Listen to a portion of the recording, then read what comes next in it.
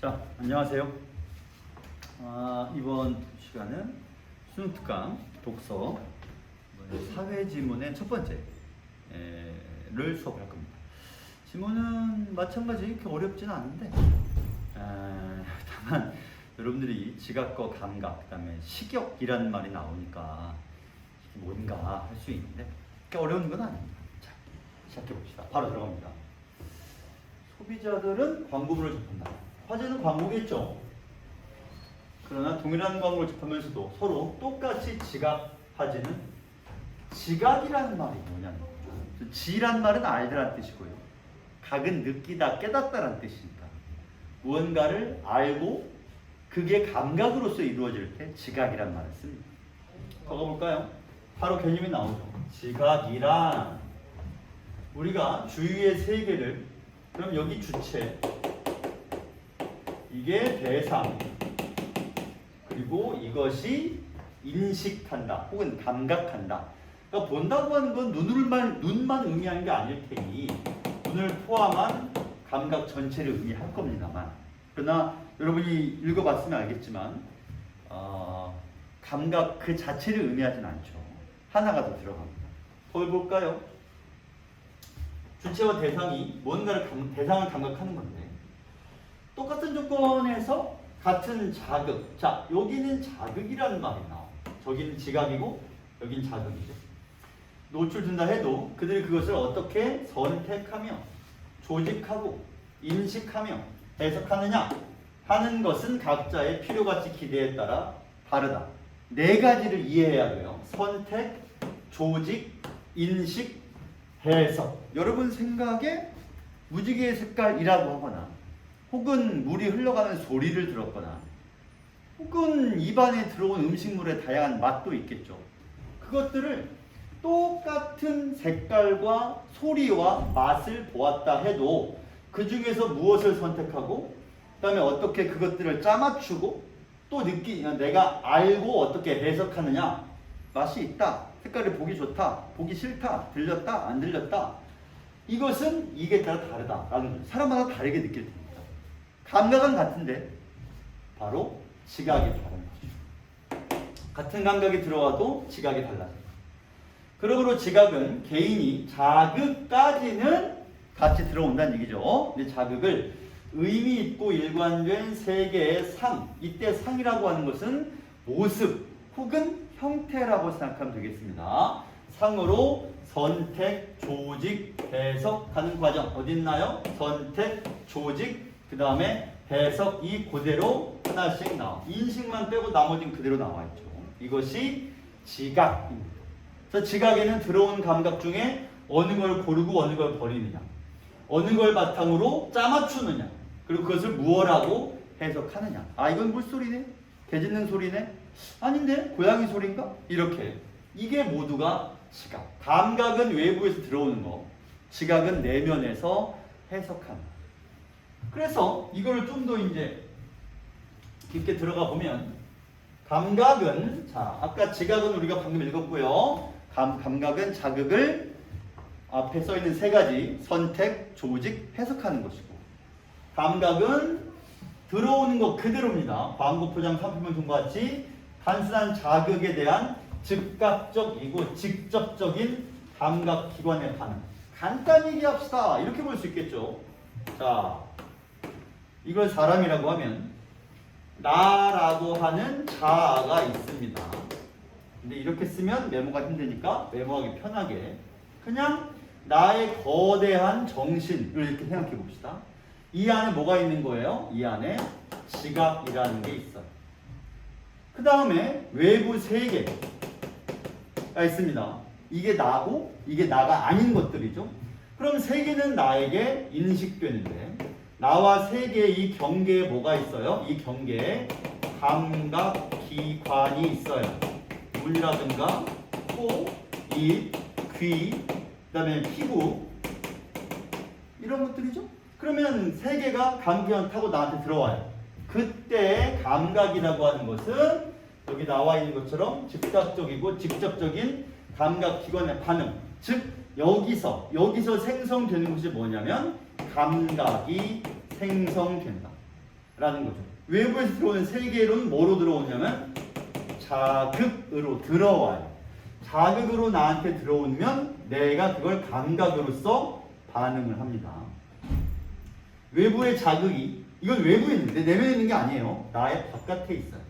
이게 나의 감각으로 들어오면 그 감각을 내가 즉각적, 직접적 이 감각의 특징입니다.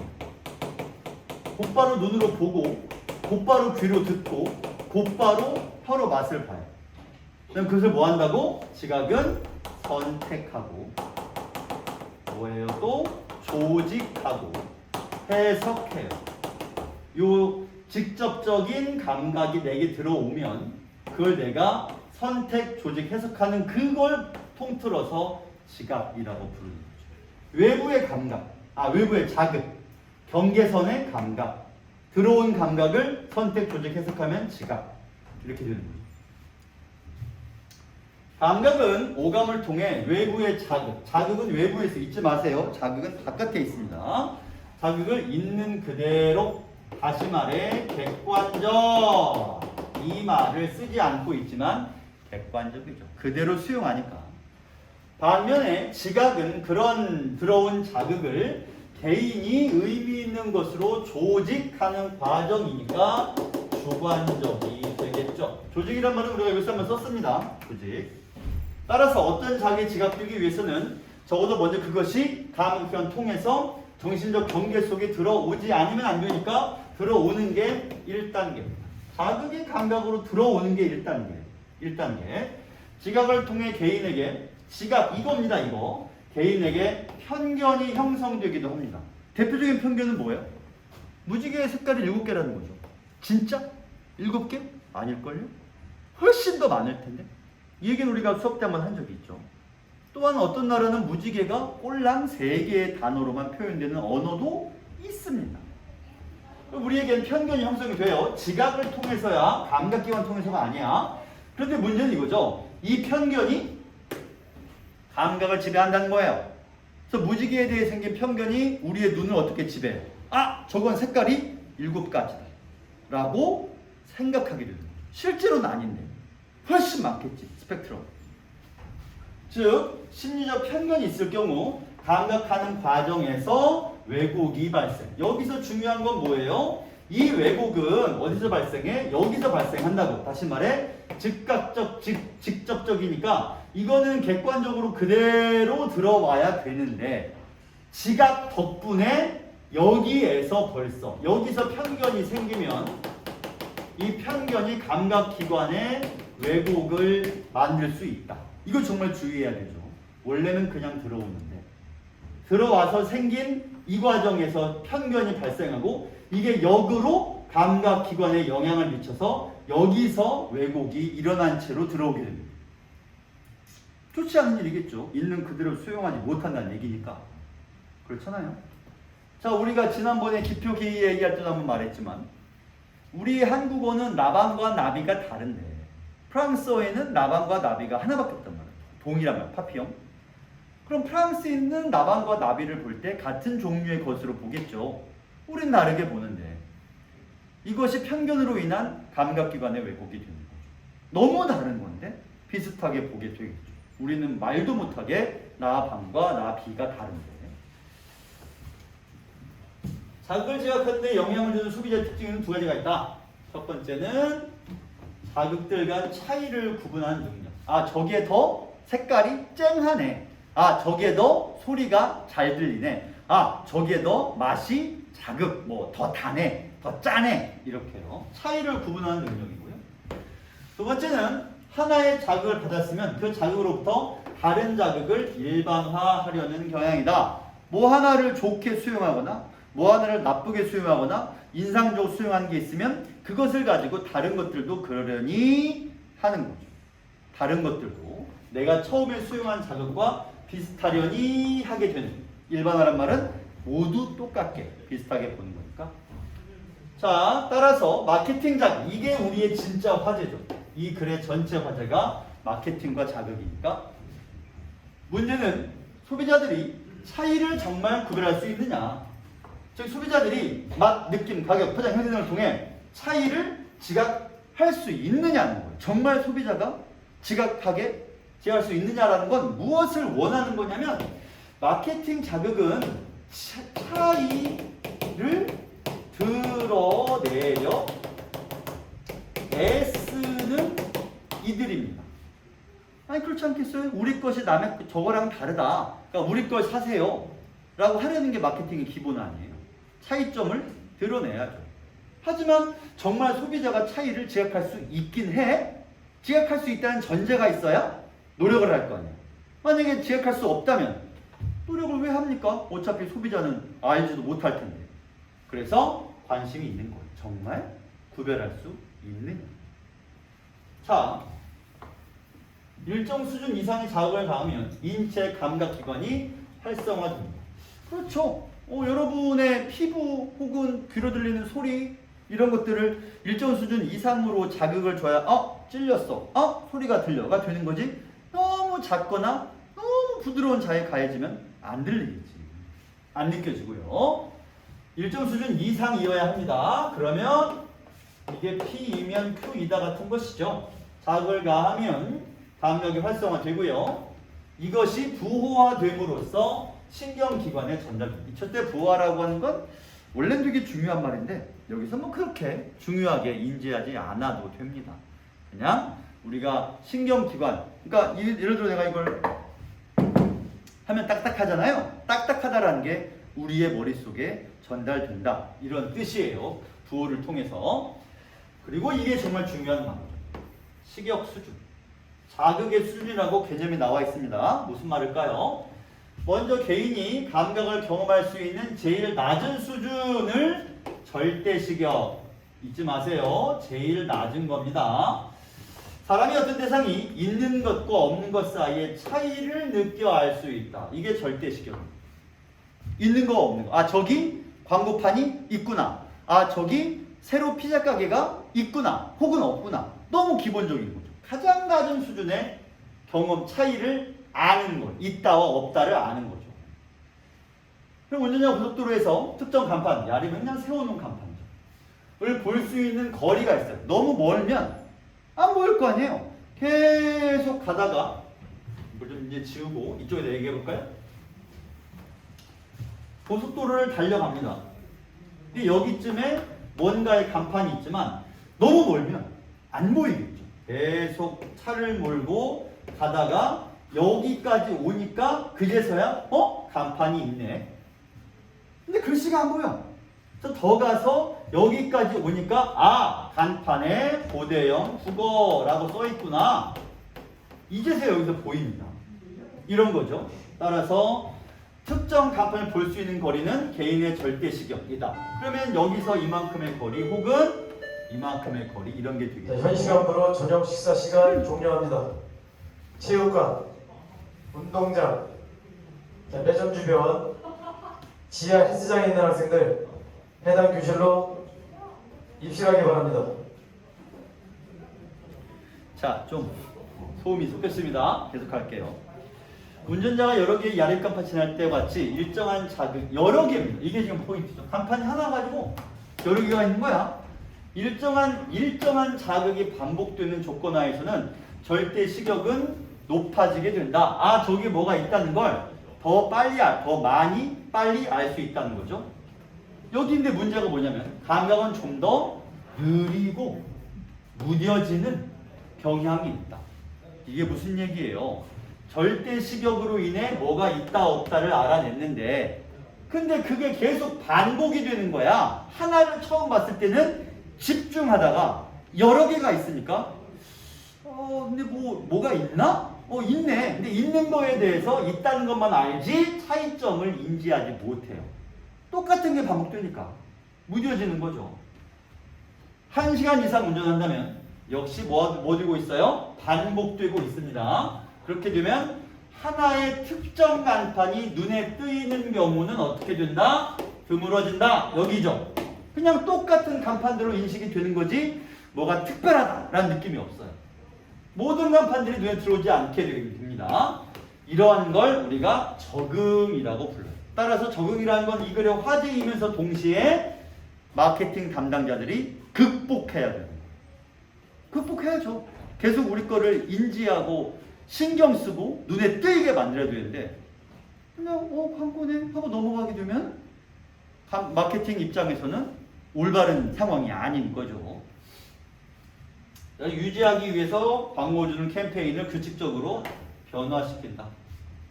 뭐랑 반대겠어요? 이 변화라는 말이 뭐랑 반대겠어? 드물어지고 느려지고 무뎌지는 이 적응 문제. 그러니까 여기도 이렇게 가는 거예요. 이것들이 이 드물다와 무뎌지다와 느려지는 걸 적응이라고 불러. 근데 그건 왜 이런 일이 생기는 거예요? 반복 때문이죠. 이게 원인이에요. 따라서 이렇게 되는 거죠. 반복과 변화. 반복되니까 이런 문제가 생기잖아. 그럼 반복을 피하려면 변화를 줘야죠. 그렇죠. 자, 다음으로 개인이 두 자극을 분간할 수 있는 최소한의 차이를 변별식역. 아까는 절대식역이었죠. 이번엔 변별식역입니다. 분간할 수 있는. 핵심은 이거고 그 다음에 최소라는 말도 중요한데요. 베버라는 전문가 등장해서 두 자극의 변별식역은 절대적 양에 있는 것이 아니라 최초 자극에 대한 나중 자극의 이게 이번 지문에서 제일 중요한 말이죠. 상대적인 양. 이를 이제 베버의 법칙이라고 부르는데요. 이 법칙은 최초 자극이 강할수록 나중 자극이 차이 있게 지각되기 위해서는 최초보다 더 큰 추가적인 자극이 필요하다는 것을 말합니다. 이거는 좀 말하기 민망하지만 마약을 생각하면 바로 할 수 있겠죠? 작은 마약, 효능이 아주 떨어지는 마약보다 처음에 겁나 큰 마약을 맞고 해롱해롱한 상태라면 이 사람에게 뭐 황홀함을 주려면 더 자극이 센 걸 줘야 될 거 아니에요. 하지만 최초에 자극이 요만한 걸 줬다면 조금만 큰 걸 줘도 이 사람은 해롱해롱하게, 물론 이러면 안 돼요. 안 되지만 예를 들자면 그렇다는 얘기죠. 자, 따라서 베버의 등식을 봅시다. 이 식역의 이에 따르면 변별식역, 무슨 말합니다? 분간할 수 있는 차이를 말해요. 도달하기 위해 필요한 변화의 실제 양은 최초 자극의 세기. 이게 뭐가 돼요? 기준이 돼요. 그러니까 최초 자극이 강하면 실제 양도 커질 것이고, 최초 자극이 얼마 안 되면 실제 양도 그 다음에 도달하기 위한 실제 양도 얼마 안 될 겁니다. 조금만 커지면 되겠죠. 근데 원래부터 크다면 훨씬 더 큰 자극이 필요할 거란 얘기입니다. 그걸 식으로 만들면 이렇습니다. 그래서 이때 K는 자극 간의 차이를 인식하는 수준.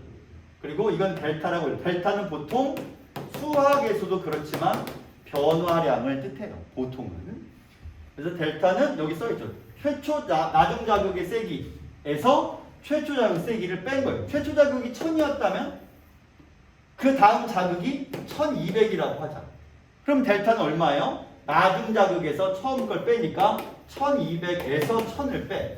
그럼 200이 델타의 양. 변화량이죠. 여기서 이만큼 플러스 200만큼의 변화량이 있잖아요. 그게 델타죠. 그 다음에 I는 최초 자극의 세기. 그러니까 이 공식을 쓰면은 여기는 차이를 인식하는 수준을 말하고요. 이거는 최초 자극. 여기도 최초 자극 곱하기 이게 뭐라고? 변화량. 이렇게 되겠죠. 이것이 차이를 인식하는 수준이에요. 그러면 최초 자극은 어차피 동일하니까 변화량과 상관이 있겠죠. 자, 그 다음을 볼까요? 이건 좀 이따 우리가 문제도 풀어볼 겁니다. 한편 소비자는 자극들 간 차이를 구분할 수 있고요. 하나의 자극을 통해 아까 했던 얘기입니다. 다른 유사한 자극을 일반화. 자, 이걸 좀 더 알아봅시다. 일반화라고 하는 거는 다 비슷하게 다른 것도 이와 유사하게 본다는 뜻입니다. 비슷하게 본다는 얘기죠. 두 개의 자극을 유사하게, 그래야 하나의 자극을 다른 것들로 계속 비슷하게 보려면 유사해야죠. 따라서 한 자극은 다른 자극으로 대체 유사하니까 서로 바꿀 수가 있습니다. 그렇게 되면 소비자는 각각의 자극을 별도로 평가할 필요가 없어요. 다 유사하니까요. 평가 과정을 간소화할 수 있어요. 그러면 브랜드 충성도와 하나, 그 다음에 브랜드 수단화 2개, 이걸 자극 일반화를 통해서 2가지 전략을 쓴다는 거야. 각각을 알아봅시다. 먼저 브랜드 충성도. 이거는 자극 일반화의 한 형태로서 소비자가 제품 구매할 때 특정 브랜드를 선호해. 내가 애플만 쓰는 거. 그런 것도 특정 브랜드를 선호하는 거죠. 해당 브랜드를 반복적으로 구매합니다. 아이폰 사고 또 아이폰 사고 아이패드 사고 또 아이폰 사고 이런 걸 말하는 거겠지. 말하다 보니 민망하지만 어쨌든 그렇습니다. 그렇게 되면 브랜드에 대한 소비자의 지속적인 선호와 만족, 반복 이게 지속되면 충성도가 높은 소비자는 선호하는 브랜드를 주변에 홍보도 합니다.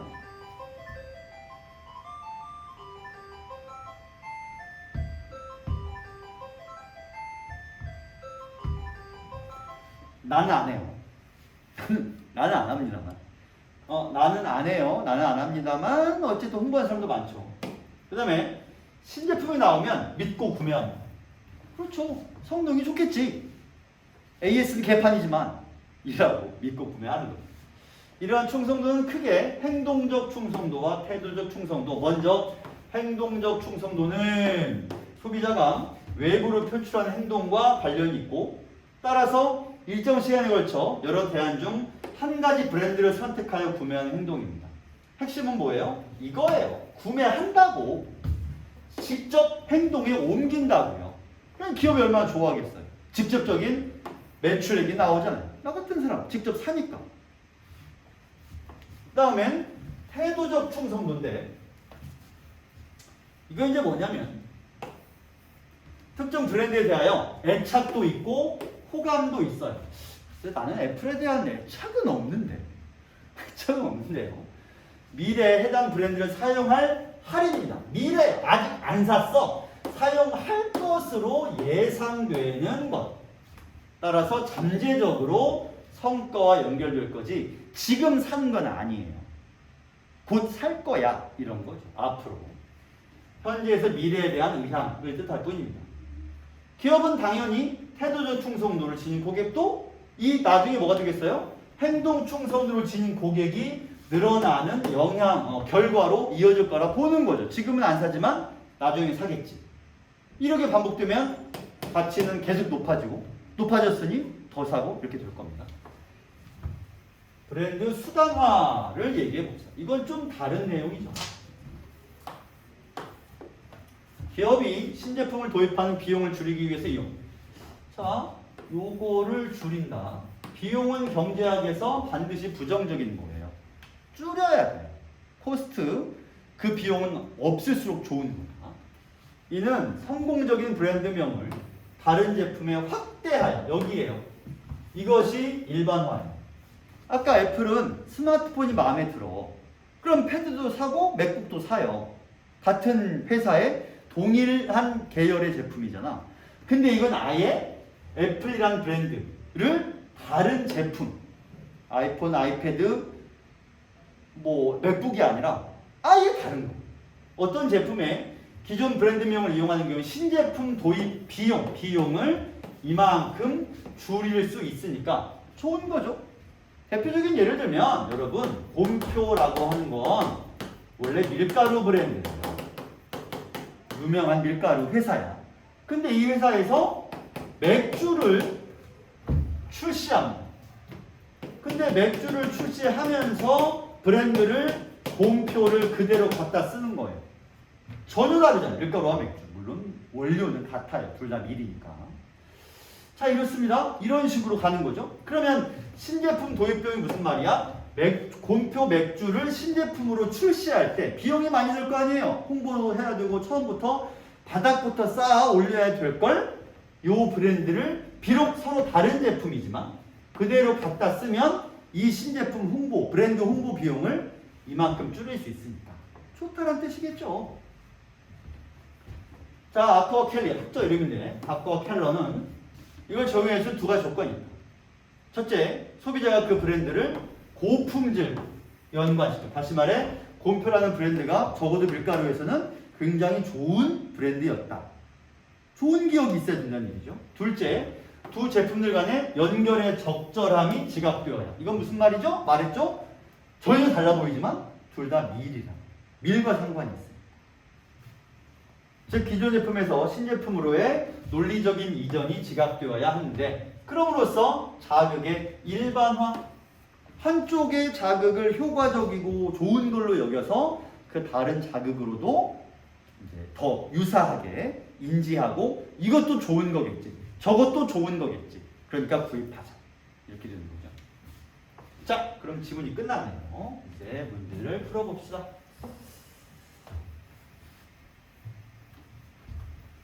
자,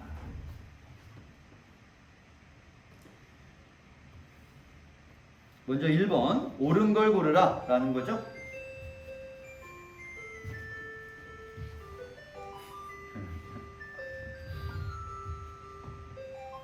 이거를 지금 이건 원래 쉬는 시간에 찍으려니까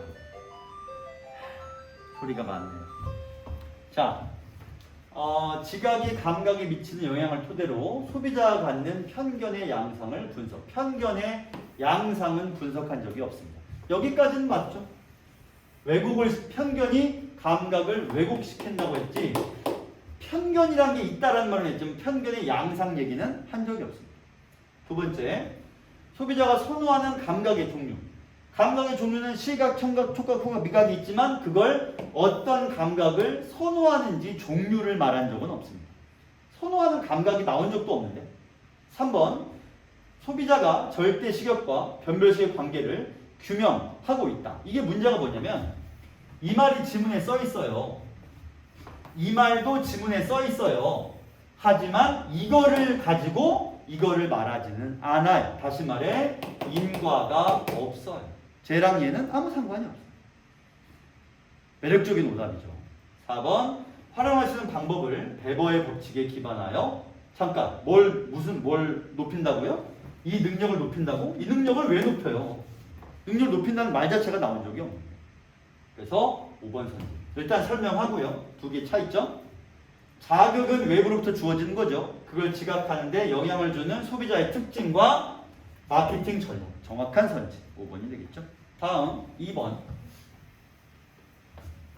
잘못된 걸 고르라 라고 써 있습니다. 그러면 기억이 지각이고 이응이 감각이죠. 그러면 선지 5번을 보면 감각이라는 게 밖에서 들어오는 객관적인 거라고 했고요. 지각이라는 게 내가 가지고 있는 내 속에 있는 주관적인 거라고 했습니다. 그럼 객관은 주관을 통해 들어온 자극을 의미 있는 것으로 조직하는 과정이란 누구 거예요? 지각 거죠. 그래서 이거는 이렇게 바꿔줘야 올바른 선지가 되겠죠. 나머지는 올바른 선지고 딱히 어려운 것도 특히 이제 4번 선지는 중요하긴 하지만 왜냐면 얘를 통해 들어온 게 이걸로 형성되지만 이 녀석이 편견을 만들면 그게 다시 이거를 왜곡한다라는 말이니까 4번은 되게 중요한 선지예요. 이거를 바꿔서 출제할 가능성이 높아요. 나머지는 굳이 5번 선지는 틀린 선지로 설명을 했고요. 다음 3번 보기를 이해한 내용이다. 잘못된 것을 고르라. 자, 마트 얘기입니다. 그러면 간판 광고로 게시를 했는데 사람들이 읽을 수 없어. 너무 작아서 변별 시격이 어떤 거예요? 아주 가까이 가야 글씨가 보이는 거예요. 그래서 어떻게 했어요? 전광판으로 교체했고요. 이거는 정보예요. 즉 이거는 자극인 거야. 이 자극을 움직이는 글자로 제시했습니다. 시선을 끌었죠. 그러자 여러 상점들도 똑같이 한 거예요. 그럼 무슨 문제가 생겨? 요 앞에까지는 참신하고 독립적인 자극이었지만 이제 무슨 문제가 생겼죠? 여러 상점들도 그 다음에 일정한 간격으로 배치되어 핵심은 이거죠. 반복돼요. 그럼 어떻게 된다? 인식이 무뎌집니다. 그죠? 자, 그러면 우리가 틀린 걸 찾아봅시다. 요거는 뭐 쉬운데 생각해봐요. 3,900원에서 4,100원 그럼 델타값이 얼마예요? 200원이죠? 변화량이니까 1000원에서 1200원. 델타값이 얼마예요? 마찬가지 200원이죠? 문제는 뭐예요? 1000원이라는 최초 자극, 3900원이라는 최초 자극. 그래서 여기서 여기로 가니까 이 자극은 크게 느껴져요. 하지만 이 자극은 작게 느껴지죠. 동일한 금액임에도 불구하고 얘에서 200원 늘어나는 거하고 얘에서 200원 늘어나는 거, 이쪽이 더 작게 느껴져요. 그래서 인상폭이 작게 느껴지는 커피숍이라고 하는 것은 여기를 말하겠죠. 여기. 자, 그럼 선지를 볼까요? 우리는 틀린 걸 찾고 있으니 3번 선지에서 나에서 배벌 법칙에 의하면 사람들은 동네의 작은 커피숍보다 커피 전문점 S의 가격 인상을 더 크게 느낄 것이다.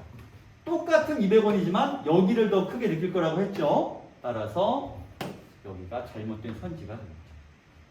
2번 선지에서 여기 높아졌다는 거 지문에 높아졌다고 써 있습니다. 반복적이 되면 무뎌지고 그것을 절대시력이 높아졌다라고 표현하니까 요거 헷갈리지 마세요. 높아지면 무뎌졌다라는 의미가 됩니다. 그 다음에 너무 작았던 거는 왜 그랬어요? 너무 작아서 가까이 가야 보이니까 미치지 못하는 거야. 너무 가까이 가야 그제서야 보이니까요. 최초 자극에 영향받는다. 중요한 부분이고요. 5번 선지는 읽어보면 아니까 이건 설명 안 하겠습니다. 자, 그 다음에 4번 문제의 지문은 뭐냐면 제약회사가 소화제를 만들었어요. 대중적인 소화제죠. 자, 토끼풀표 소화제, 클로브라고 할까요? 클로버표 소화제인데요. 자, 따라서 이 사람은 주변에 소문을 내고 있고요. 소화제를 구입하여 복용도 합니다. B씨에게 소개했죠. 그럼 B씨는 호감이 있어서 평소부터. 그래서 앞으로 안 될 때 구입하려고 합니다. 아직 구입 안 했네요. 아직 안 했죠. 이 사람은 홍보하고 있고 이 사람은 구입할 예정이기만 해요. 둘의 차이점 알겠죠? 이 사람은 행동으로 옮기고 있고 이 사람은 아직 태도로만 구입하려고 예정만 가지고 있습니다. 그리고 이 제약회사는 클로버표 소화제를 비타민C 영양제, 이것과 이것은 다른 제품이죠. 브랜드에 뭘 하려고 하는 거예요? 일반화를 하려고 하는 거예요. 그죠? 자, 그러면 틀린 걸 찾고 있으니 5번 선지를 보면 세모제약회사는 신제품을 출시하면서 클로버표 소화제와 신제품 간의 논리적인 이전이 지각되어야 하는 것보다 소비자가 클로버표 소화제 사용하는 브랜드를 고품질과 연관시켜야 얘도 필요하고 얘도 필요한데 왜 보다라고 했어요. 여기가 틀렸죠. 둘 다 필요하니까 5번이 잘못된 선지가 되겠습니다. 자, A씨는 충성도가 높죠. 외부에 홍보도 막 하니까요. 2번 선지 자극 일반화. 거기서 얻은 긍정적인 자극을 다른 제품에도 그대로 보여주는 거죠. 3번 이런 고객이 늘어나면 지금은 아니지만 앞으로는 이런 고객이 늘어날. 요거 중요하죠. 지금은 이 사람이 아니지만 앞으로 늘어날 거야 라고 보는 거죠. 일단 마지막 브랜드명을 사용한 건 왜 그런 거예요? 원래는 소화제인데 신제품 비타민제에도 같은 브랜드를 쓰는 거는 도입 비용을 40에서 80% 줄이려는 이유도 있겠죠. 이렇습니다. 5번을 설명했고 마지막 문제 5번은 어휘 문제라서 여러분들이 해보세요. 이건 풀지 않겠습니다. 안녕.